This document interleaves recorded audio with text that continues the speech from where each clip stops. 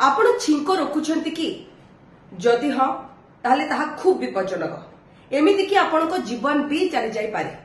जातीय गणमाध्यम एक खबर प्रकाशित होईछि जेउथरे लाइफ साइंस रिपोर्ट कहूछि जड़े व्यक्ति जेतेबे गाड़ी रे ट्रैवल करथले तांको हठात ज्वर आसीथिला एवं तापरे छिंक होइतिला एवं कंटिन्यूअसली जेतेबे छिंक आसुला से नाक तळे आंगुठी रखी से छिंक को बंद करथले।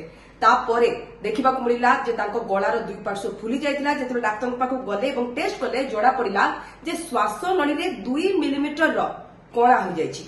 पर 5 दिन ऑब्जर्वेशन में रखागला एवं तापर से सुस्थ हेले एवं विशेषज्ञ मानकर मत जे छिंक आसिले केबे हेले भी रोकंतु नाही ना केवल ये श्वास नळी को कणा करे बरं केतेबेले आपनको जीवन प्रति भी घातक होई पारे।